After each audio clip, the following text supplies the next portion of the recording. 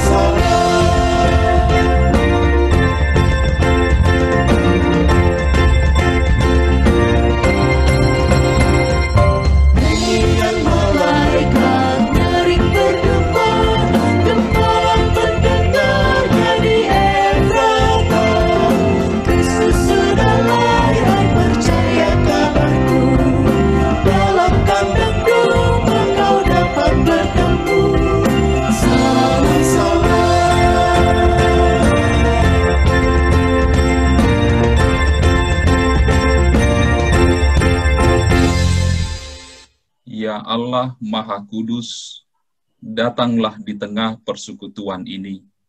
Kuduskanlah umat dengan roh-Mu, agar umat-Mu bersukacita di dalam Dikau, serta melayani Kristus, Sang Putra Natal, bagi kemuliaan nama-Mu saja.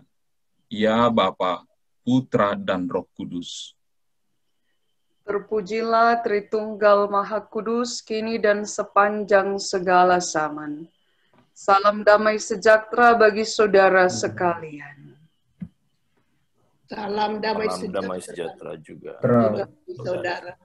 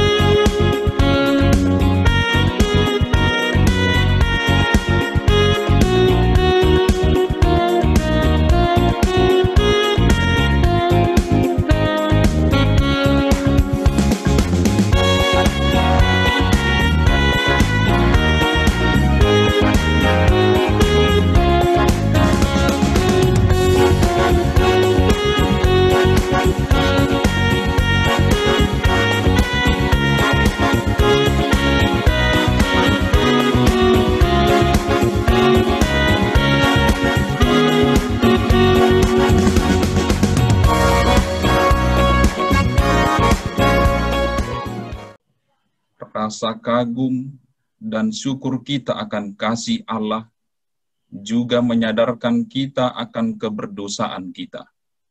Marilah kita merenung sejenak untuk mengingat dosa-dosa yang telah kita perbuat melawan kehendak Tuhan.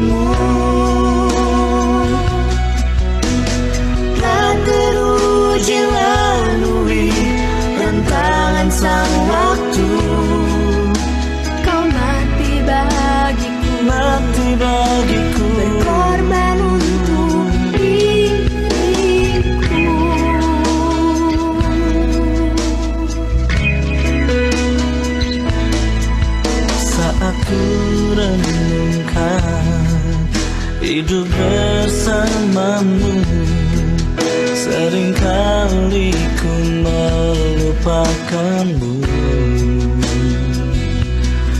Ku berjalan sendiri, seakan ku mampu lalui tanpa kekuatanmu. Semakin berat beban hidupku, semakin ku menjauh darimu.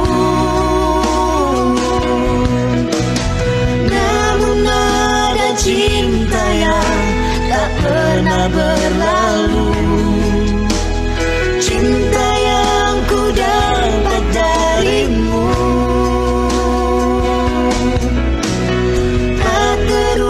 Lalui rentangan sang waktu, kau mati bagiku, berkorban untukku.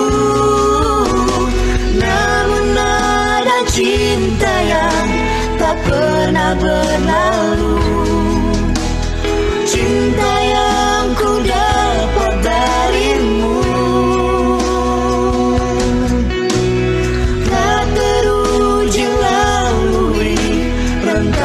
Sang waktu, kau mati bagiku, berkorban untuk diriku.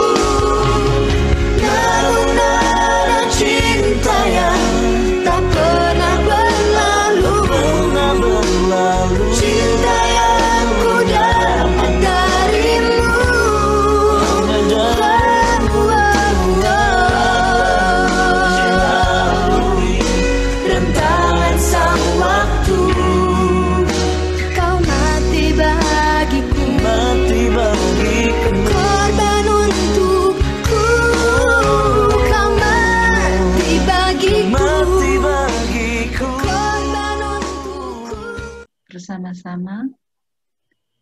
Ya Ya Tuhan, Tuhan, kasihani dan ampuni kami, barulah kami dengan roh-Mu yang telah menjadikan untuk menjadi bagian kehidupan kami. Jadikan hidup kami menjadi cahaya yang dapat menerangi kegelapan dunia ini. Dalam nama Yesus, Sang Penebus dosa manusia, kami memohon. Amin. Kepada mereka yang telah menatap diri dan mengaku dosanya dengan tulus ikhlas di hadapan Allah, bagi merekalah berlaku berita kesukaan yang kekal. Karena begitu besar kasih Allah akan dunia ini, sehingga Ia mengaruniakan anaknya yang tunggal, supaya setiap orang yang percaya kepadanya tidak binasa, melainkan beroleh hidup yang kekal. Terang yang sesungguhnya telah datang. Haleluya. Terpujilah Sang Juru Selamat dunia.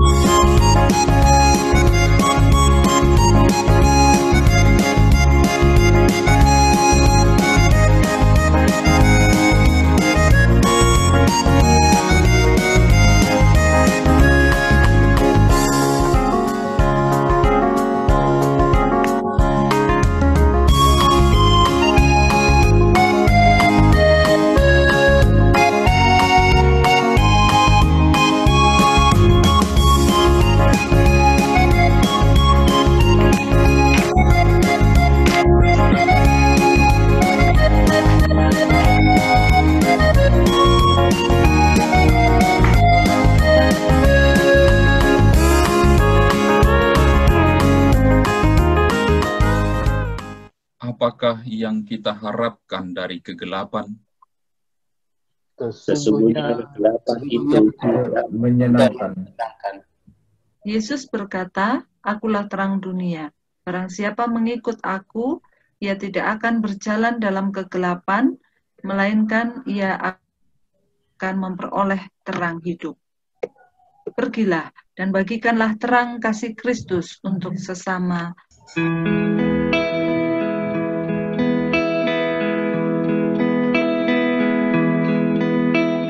Oh, holy night, the stars are brightly shining.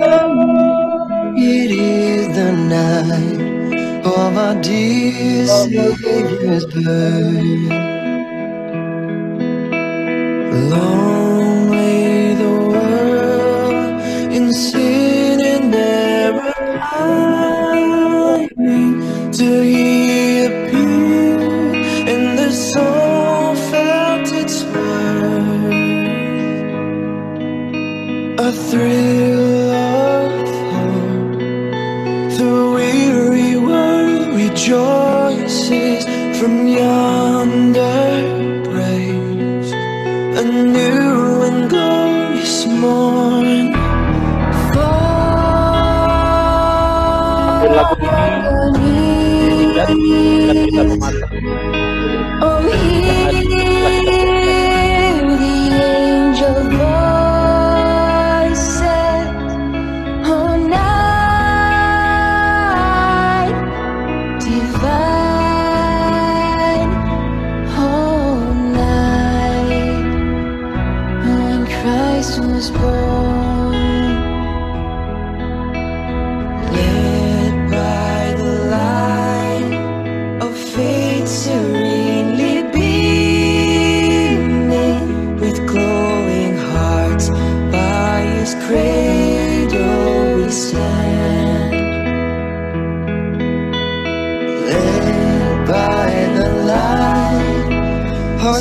stars sweetly gleaming. Here come the wise men from the Orient land. A thrill of the weary world rejoices yonder breaks a new and glorious morn. Fall on your knees, oh, hear the angel voice say, oh, night divine, oh, night when Christ was born. Fall on your knees, oh, hear the angel voice say, oh, night divine, oh, night when Christ was born. Oh, night divine,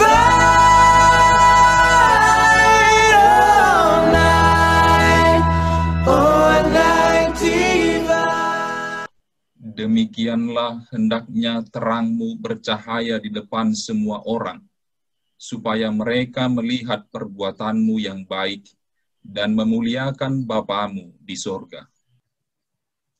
Senang sekali teman-teman bisa jumpa lagi.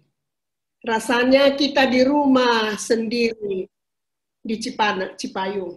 Rasa nggak?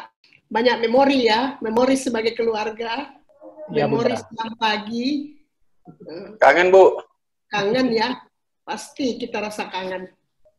Makanya malam ini rasanya, Daud ini lagi senyum-senyum lagi. Luar biasa. Jadi ya sebetul-betul malam ini kita merasakan kembali semangat persaudaraan dan kekeluargaan.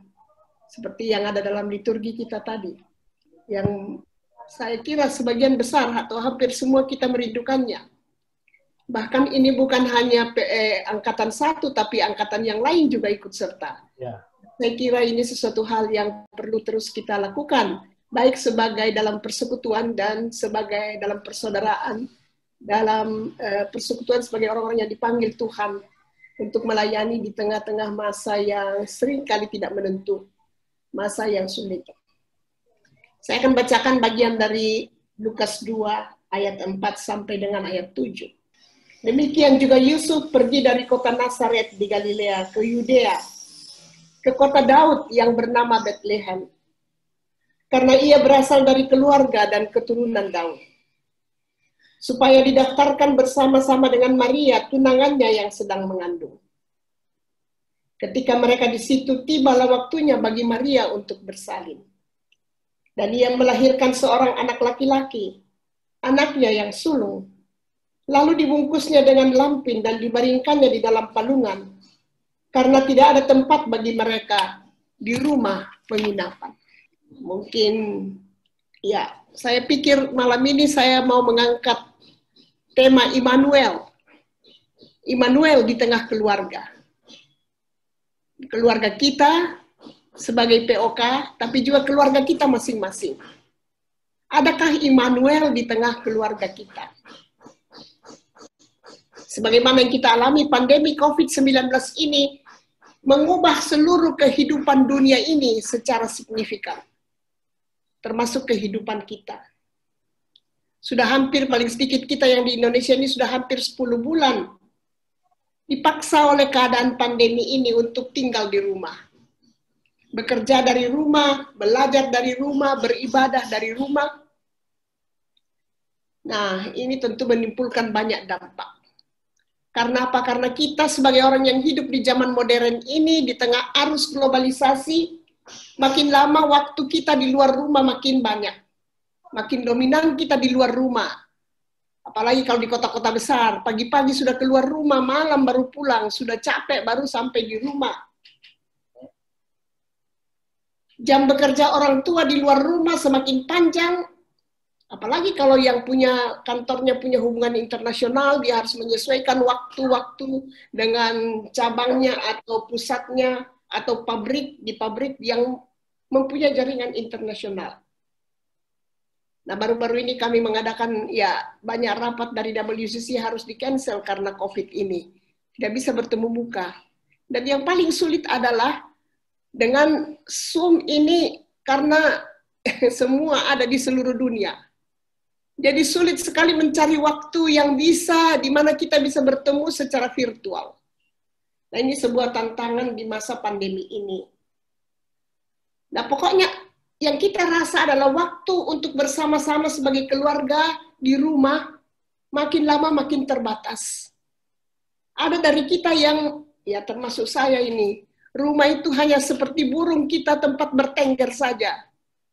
Datang waktu saya masih aktif sekali dalam perjalanan, banyak kali rumah itu hanya tempat datang, keluarkan baju kotor, isi baju baru, berangkat, begitulah setiap hari, atau pagi-pagi sekali sudah berangkat ke Salemba kalau ngantor, nanti malam baru pulang, hampir tidak ada waktu dengan, ada beberapa remaja-remaja pemuda yang di rumah. Rasanya kehangatan home itu sudah makin lama makin hilang kalau kita tidak waspada.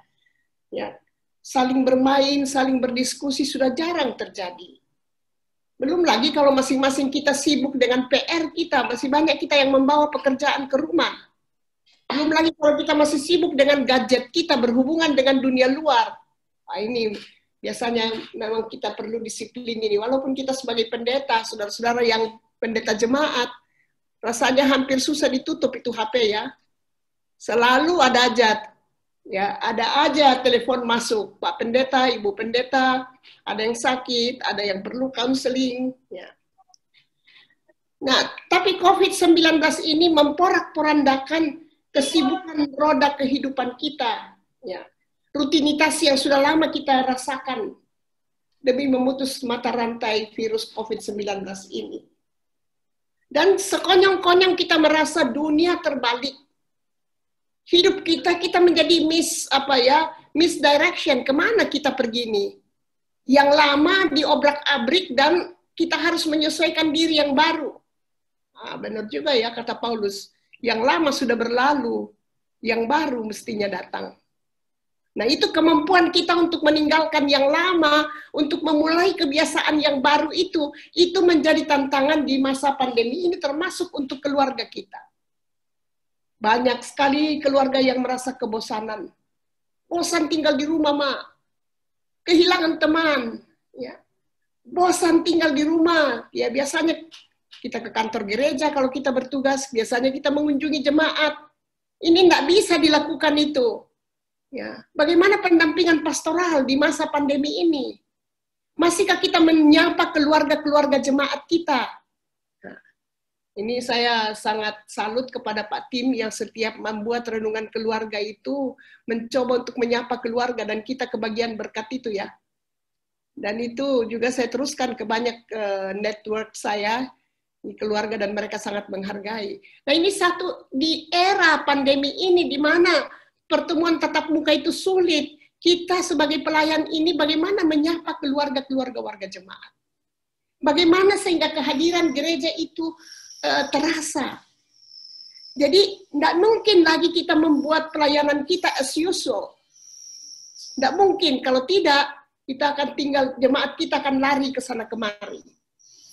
Belum lagi dengan adanya ibadah-ibadah virtual ini, kalau kita nggak kreatif dengan khotbah kita, gampang sekali orang channelnya diubah-ubah, kan cari khotbah yang membuatnya menjadi kayak ada kesegaran baru gitu. Ini terjadi nih. Terjadi nggak ini di tempat kita? Karena begitu banyak yang ditawarkan, sehingga kayak warga jemaat itu pergi ke shopping mall gitu, melihat mana produksi yang menarik, yang baik. Dan ini menjadi challenge bagi kita sebagai pendeta. Bagaimana pelayanan itu kita lakukan secara kreatif sehingga masih menyentuh kehidupan pribadi maupun keluarga-keluarga warga jemaat. Masih menemani mereka di tengah masa sulit, di tengah masa kebingungan, di tengah masa di mana banyak hal-hal yang lama yang harus ditinggalkan dan hal baru harus diupayakan. Nah, dalam konteks itu bagaimana kira-kira Immanuel itu dihayati dalam keluarga? Immanuel dihayati dalam keluarga bagaimana? Bagaimana Immanuel dihayati oleh mereka yang berada di ruang isolasi? Tadi saya baru bercakap lewat telepon melalui satu teman pendeta yang kena COVID. Ini Pak Daud kenal. Pendeta yang dari Palu dulu itu. Ya, dia di Palopo sekarang. Pendeta Marlina. Dan dia katakan, aduh ibu saya udah lemah sekali ibu. Nah, dari beberapa pengalaman, bagaimana kita memberi penguatan kepada warga jemaat yang terdampak virus corona ini. Ketika mereka merasa tidak berdaya, ketika mereka merasa seperti sendiri karena harus berada dalam ruang isolasi. Ini bagaimana keluarga dari mereka yang sakit itu didampingi. Bagaimana keluarga mereka yang berduka cita karena ditinggal oleh keluarganya, khususnya yang menjadi korban dari pandemi ini.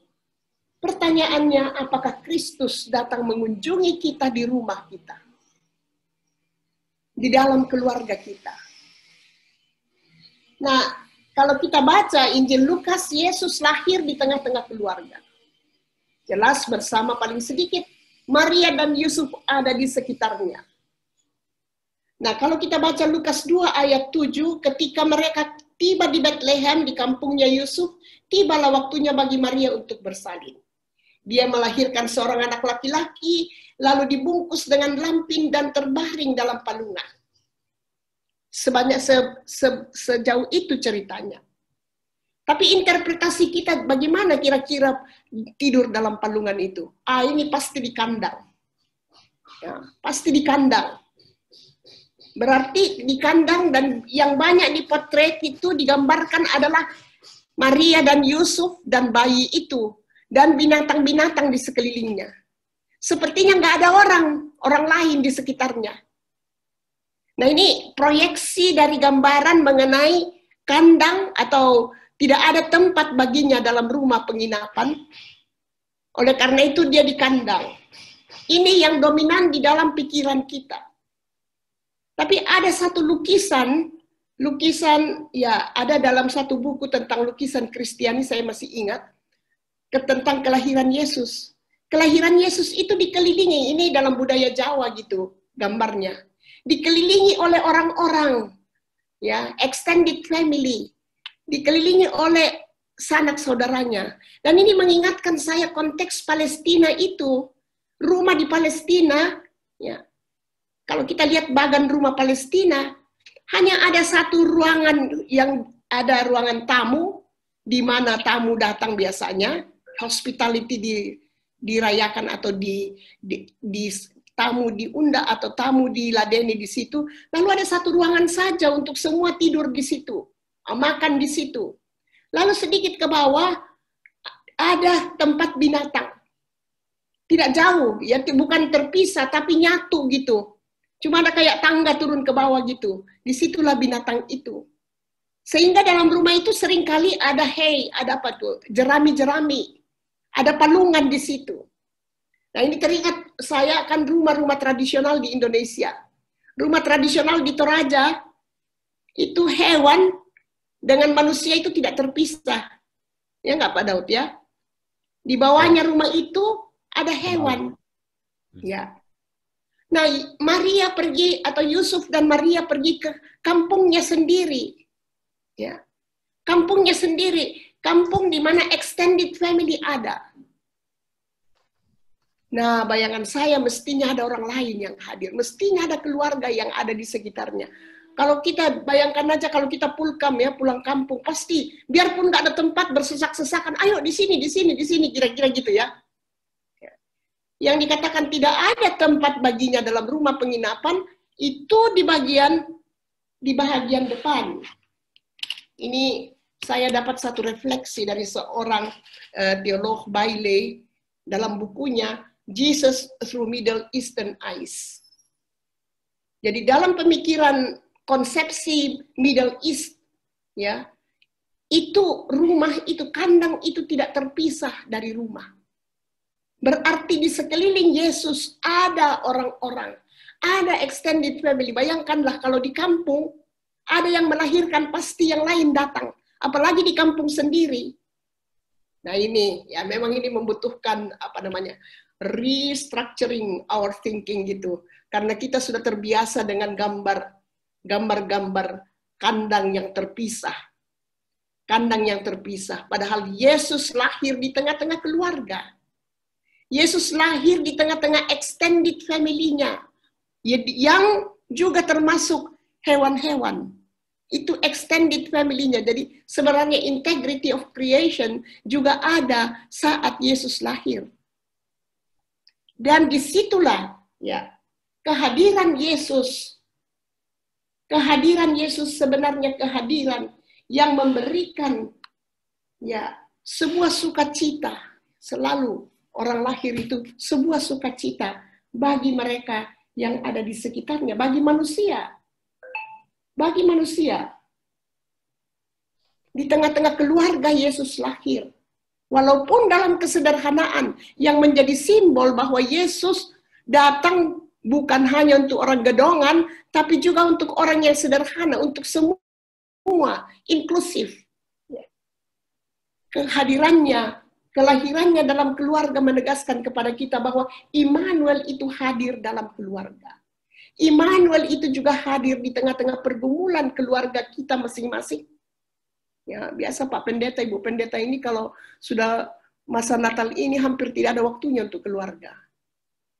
Juga pada waktu-waktu pelayanan lain, hampir tidak ada waktu untuk keluarga. Kita take it for granted dan meminta anak kita untuk mengerti. Hai, ini pelayanan ini. Mama sama Papa kok enggak ada waktunya Natal sama-sama. Ya ini demi pelayanan. Wih, demi pelayanan kita mengorbankan anak kita. Yesus lahir di tengah keluarga yang juga tidak sepi dari ancaman. Sama seperti kita berada di tengah-tengah ancaman pandemi ini. Yesus lahir sebagaimana kita baca dari Injil Lukas, Injil Matius. Yesus lahir di tengah dinamika hiruk pikuknya, dinamika sosial politik pada saat itu. Persaingan kekuasaan sangat kental. Di Lukas 2, Kaisar Agustus menginstruksikan semua orang kembali ke kampungnya. Demikian juga Maria dan Yusuf. Tapi dalam Injil Matius lebih jelas. Dinamika politik yang sangat, yang cukup kotor. Nah, mungkin juga kita hidup dalam dinamika, masih terbawa dinamika politik yang kotor selama pilkada ini. Ya. Dinamika politik yang menimbulkan kecemburuan sosial, membuat disintegrasi dalam masyarakat. Terutama ketika orang Majus katakan, di manakah orang Yahudi yang baru lahir itu? Ini memicu Herodes, memicu naluri kuasanya Herodes merasa terancam, takut akan saingannya. Dan apa yang dia lakukan di tengah rasa ketakutan itu, ia mengeluarkan doktrin, ia mengeluarkan perintah untuk membunuh semua anak laki-laki di bawah 2 tahun. Bisakah kita bayangkan bahwa Yesus lahir di tengah konteks yang sangat memprihatinkan itu? Yesus sempat dibawa oleh orang tuanya, menyingkir sebagai refugee ke Mesir. Tapi anak-anak yang lain menjadi korban. Dan kita berada dalam dunia di mana banyak anak yang menjadi korban kekerasan, menjadi korban perdagangan manusia, menjadi korban kemiskinan, menjadi korban kehilangan kasih sayang orang tua, menjadi korban tidak adanya perhatian terhadap mereka dalam rumah. Kita berada dalam situasi itu. Menjadi korban ketegangan dalam rumah di masa pandemi ini ketika masalah ekonomi menjadi hal yang menyelimuti atau menguasai pikiran orang tua. Cepat marah. Ya. Bahkan pertengkaran seringkali terjadi. Anak-anak menjadi korban dalam keluarga biasanya. Nah, saudara-saudara, berita apa yang bisa kita sampaikan kepada keluarga-keluarga di tengah ancaman corona yang kelihatannya bukannya makin berkurang, tapi makin menjadi-jadi, bahkan bermutasi katanya, dan yang mempunyai dampak yang lebih besar daripada yang sudah kita kenal beberapa bulan terakhir ini. Di mana Immanuel? Ketika kita yakin bahwa Immanuel itu ada dalam keluarga kita, semoga itu memberikan ketenangan bagi kita.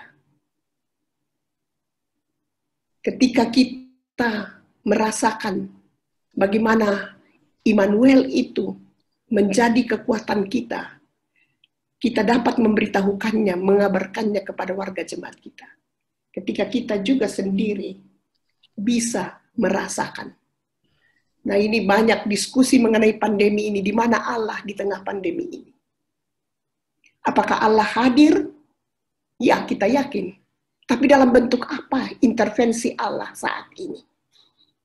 Dan kita selalu yakin bahwa intervensi Allah dalam kehidupan manusia secara pribadi maupun komunitas adalah intervensi yang menyelamatkan. Intervensi yang memulihkan, intervensi yang menyembuhkan. Kalau pandemi ini ada, mampukah kita melihat ya banyak dampak negatif, banyak luka-luka yang dihasilkan, banyak ketakutan yang dihasilkan. Tapi mampukah kita melihat dimensi perspektif yang lain? Bahwa Allah masuk dalam hidup kita dan membantu kita untuk menata kembali kehidupan kita yang jauh dari damai sejahtera.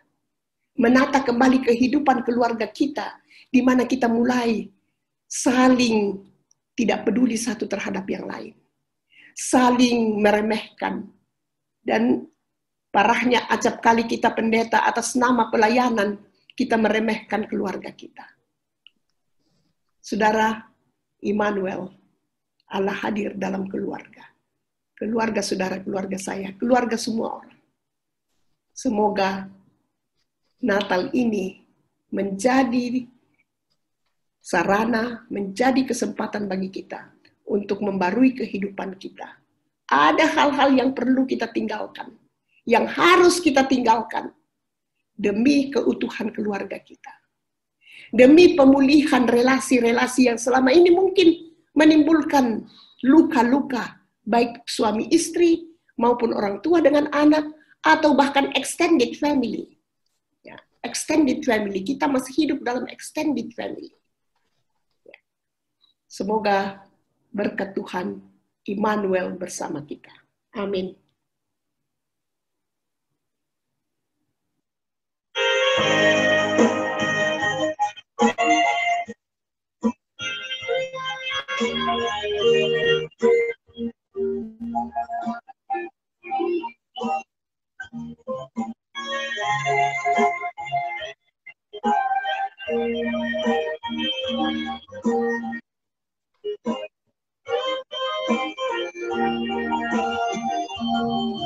Walau terpisah oleh laut dan lembah, namun dalam Tuhan kita bersaudara. Dalam iman dan percaya kepadanya, Yesus Juru Selamat kita.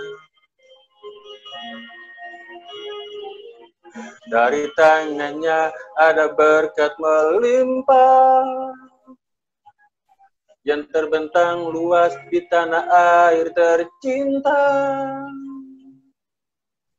Terus maju beritakan ke seluruh dunia tentang namanya yang besar. Kita terpisah gunung dan pulau, dan tidak saling bertatap muka. Hanya lewat lagu ini beta mau ucapkan.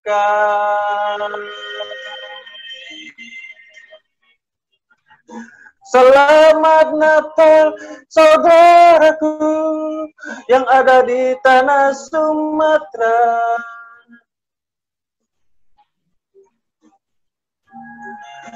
Selamat Natal saudaraku yang ada di daratan Jawa.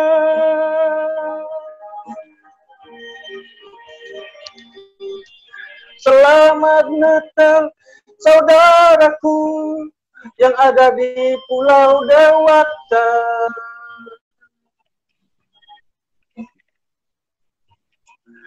Selamat Natal saudaraku di NTB dan Kalimantan.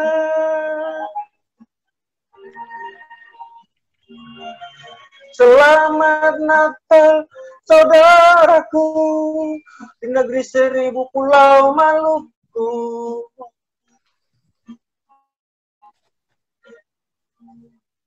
Selamat Natal saudaraku yang ada di Sulawesi.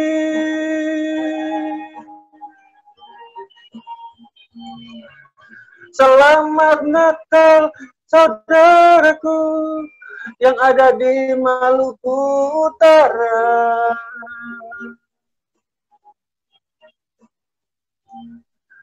Selamat Natal saudaraku yang ada di Nusa Tenggara Timur.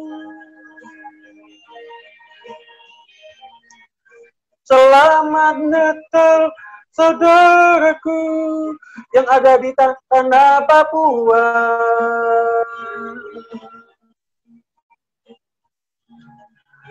Selamat Natal saudaraku di pelosok negeri ini.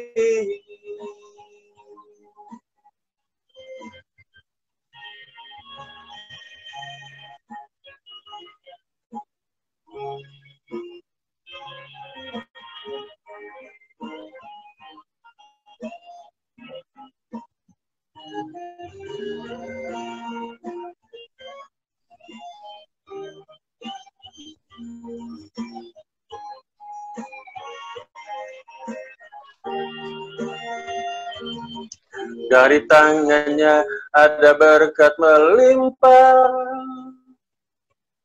yang terbentang luas di tanah air tercinta. Terus maju beritakan ke seluruh dunia tentang namanya yang besar.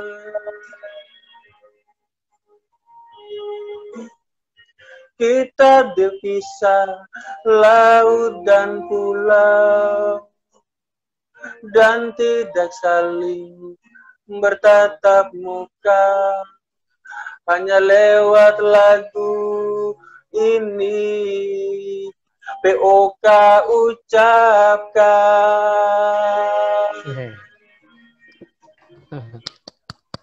Selamat Natal saudaraku yang ada di Jerman.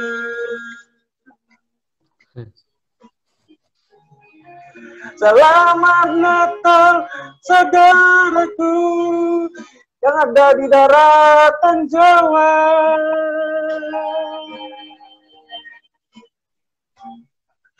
Selamat Natal saudaraku yang ada di Pulau Dewata.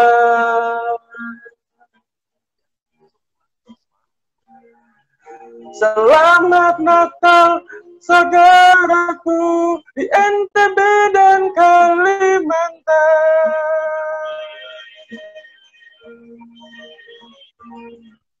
Selamat Natal saudaraku di negeri 1000 pulau Maluku.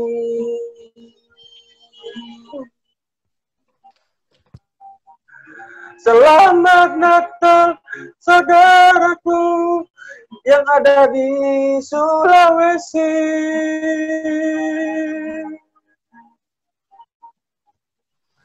Selamat Natal saudaraku yang ada di Maluku Utara.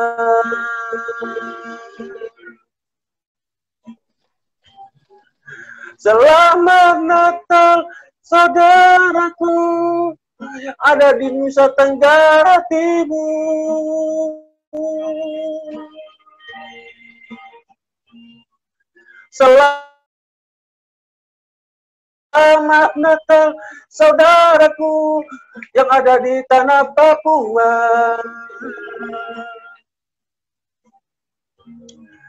Selamat Natal saudaraku di pelosok negeri ini.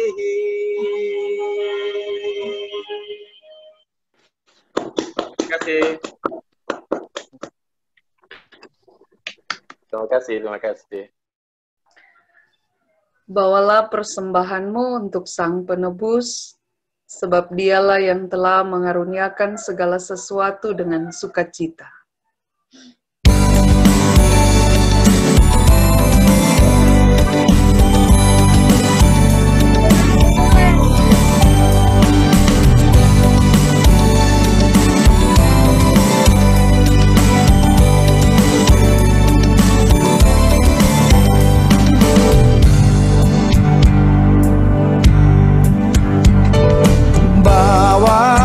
Persembahanmu dalam rumah Tuhan dengan rela hatimu, janganlah jemu.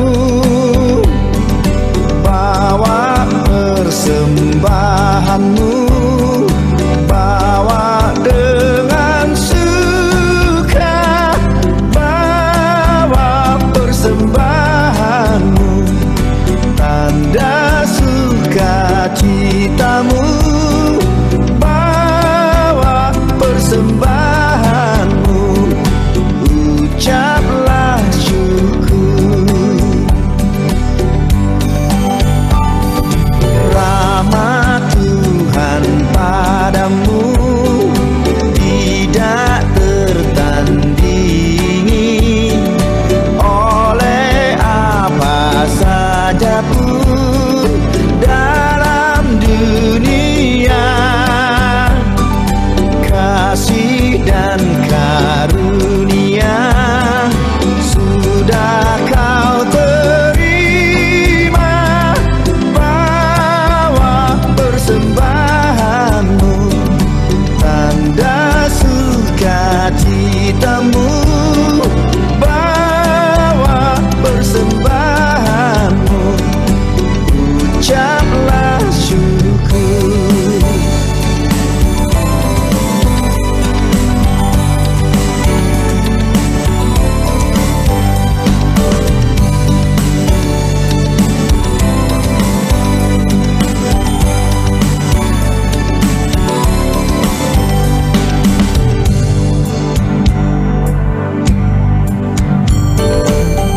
Persembahkan dirimu untuk Tuhan pakai, agar kerajaannya makin nyatalah.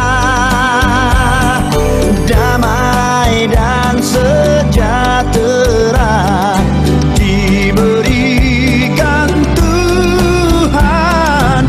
Bawa persembahanmu, tanda sukacitamu, bawa persembahanmu, ucaplah syukur.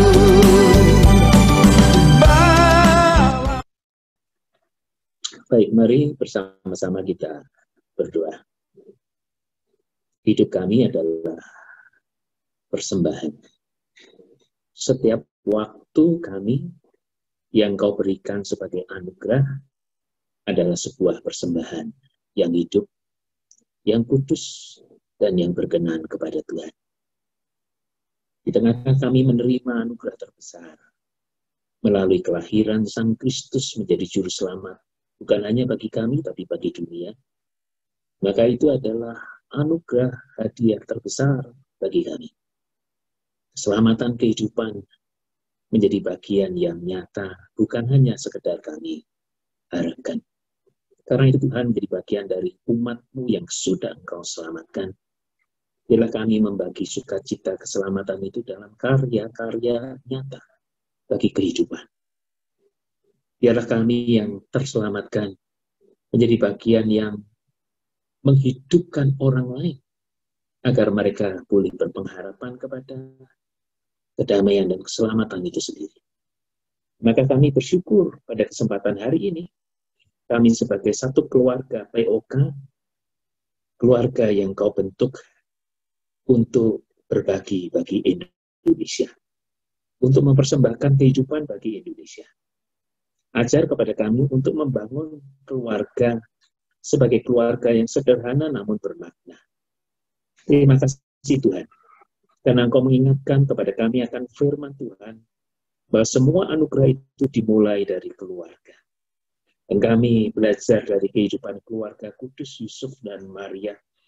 Karena hidup kami pun menjadi pewarta-pewarta kehidupan yang bermakna bagi keluarga yang ada di sekitar kami. Keluarga besar kami, demikian pula keluarga besar Indonesia. Maka Tuhan, di tengah situasi yang semua kami alami, di tengah situasi pandemi, kesulitan, kegalauan, bahkan kesedihan, di mana kami kehilangan orang-orang yang kami kasihi, di mana kami juga mulai gamang untuk merefleksikan apa panggilan gereja di tengah pandemi. Kiranya Tuhan menolong supaya kami tetap bersekutu dan bersatu sebagai satu keluarga, keluarga besar yang namanya Indonesia. Sebagai keluarga yang Engkau pilih kami ada, dan dialah di sanalah kami berkarya. Maka Tuhan, kami bersyukur di tengah-tengah situasi yang sulit, bahwa bangsa kami masih tetap berdiri. Bahwa NKRI masih tangguh ada mendampingi kami. Karena itu Tuhan, kami tetap berdoa dan mendoakan supaya NKRI makin tangguh di tahun 2021 nanti. Kami juga belum tahu bahwa pandemi ini akan selesai kapan. Kami juga gentar mendengar ada mutasi dan bahkan ada perkembangan virus yang lebih ganas yang bisa saja masuk ke Indonesia. Tapi pada saat yang sama kami tahu bahwa dengan bersekutu, dengan berbagi, dengan kehidupan yang kami bangun untuk NKRI ini, maka kehidupan kami akan memiliki masa depan yang berarti. Karena itu Tuhan, berkati kami, biarlah ini tidak berhenti pada persaudaraan di POK, tetapi persaudaraan yang kami kembangkan adalah persaudaraan kehidupan. Di tengah situasi sulit dan sesulit apapun, kami akan terus berbagi. Karena itulah hidup kami. Karena itulah panggilan kami. Karena itulah persembahan dan bakti kami sebagai gereja di bumi pertiwi. Kami bersyukur dan menguduskan kehidupan dan pelayanan kami di dalam nama Tuhan Yesus Kristus. Amin.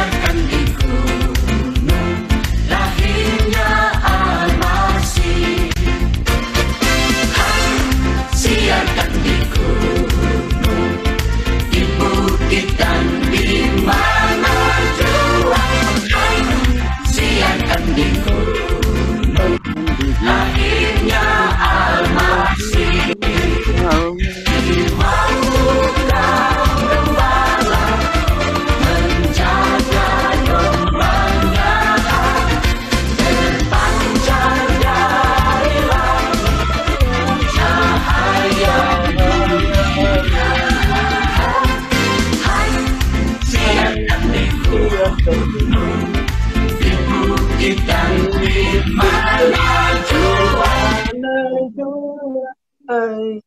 siarkan di gunung lahirnya Almasih. Siarkan di gunung lahirnya Almasih.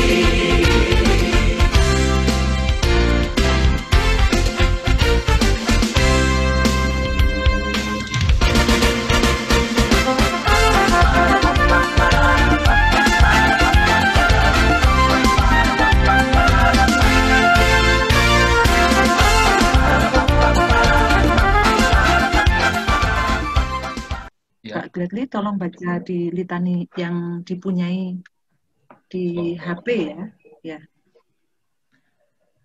Di sini kita telah merenungkan dan menghayati makna kelahiran bayi Yesus yang kudus itu.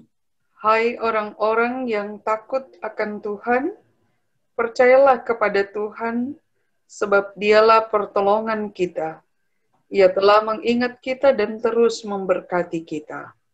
Damai sejahtera dari Allah Bapa, Putra dan Roh Kudus selalu menyertai kita sekarang ini dan sampai selama-lamanya. Amin. Amin. Amin. Amin. Amin. Amen.